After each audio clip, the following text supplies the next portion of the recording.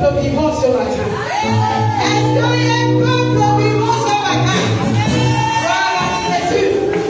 Bien-aimé, c'est un jour spécial pour le département des femmes. Alléluia. Si vous avez voulu faire une spéciale, c'est parce qu'aujourd'hui, c'est un jour que nous avons dénommé au commencement, la rentrée ecclésiastique pour le département des femmes. Longtemps nous avons dormi, longtemps nous avons certainement été angoissés, envahis par la paresse, mais poussés par le Saint-Esprit. Il est venu siffler à l'oreille des responsables disant nouveau départ. Alléluia. Et ce matin, je voudrais décliner la mission des femmes d'impact. Le département des femmes du MI est appelé femmes d'impact. Mais pourquoi femmes d'impact? Dieu nous a emmenés dans le livre des Juges 4, du verset 4 à 5 autant pour moi, et dans le livre, toujours le même livre, au chapitre 5, au verset 7. Nous, on nous parle de Déborah, la femme du MI s'appelle Déborah. La Bible dit que Déborah était une femme. Elle était prophétesse. Elle était mariée, épouse. Elle était également juge. Donc elle a fait trois fonctions. Elle pouvait gérer les affaires ecclésiastiques. Elle pouvait gérer les affaires du foyer.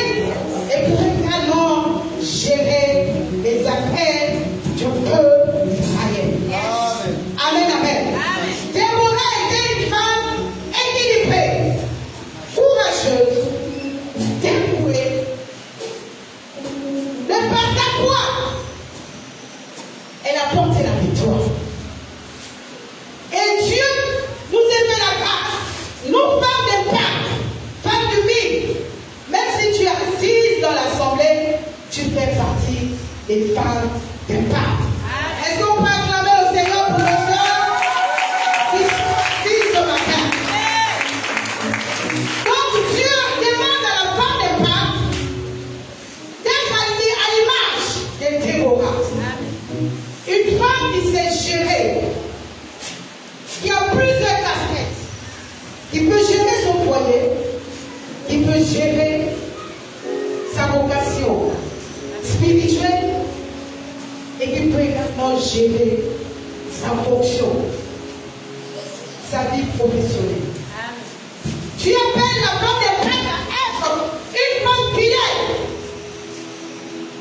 C'est à cause de la fidélité de Jaël que l'ennemi, le redoutable, a été dévoué à l'échec. Donc la vision des femmes de prêtres, c'est d'être ces femmes courageuses, déterminées, dévouées, vraiment équilibrées. C'est pas seulement qui peut se dire, c'est parce que je suis mariée, c'est parce que j'ai un enfant que je ne peux pas servir Dieu. C'est ça la femme des femmes. La femme équilibrée, la femme humble, la femme qui peut amener l'homme à un niveau élevé. Alléluia. La femme qui peut amener l'homme à glorifier Dieu. D'où dans le chapitre 5 au verset 7, Déborah m'a dit, quand je m'étais levé, alors que le peuple était dans le chaos, alors que les hommes avaient peur à cette époque, Déborah va s'élever par la foi. Voilà pourquoi dans ce cantique, elle va dire, quand je m'étais levé, et ce matin, les femmes du pays se sont levées. Est-ce qu'on peut acclamer le Seigneur pour toutes les femmes du pays?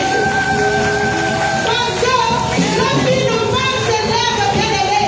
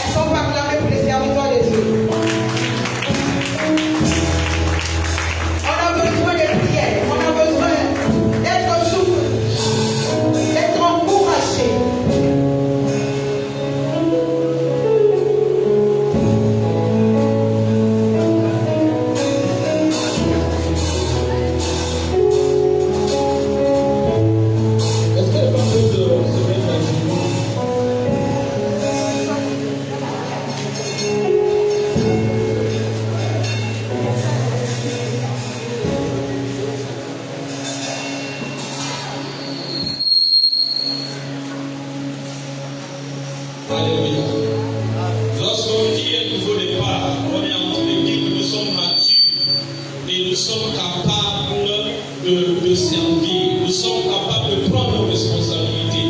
Lorsqu'on parle de part, on ne parle pas de quelqu'un qui est immature. Il y a des choses que vous allez confronter. Vous êtes des mamans, vous allez recevoir des enfants qui n'ont pas d'expérience. Ce qu'on attend de vous, c'est beaucoup de maturité. La maturité, c'est la capacité de comprendre que cette personne ne veut pas exprès. Nous voulons prier pour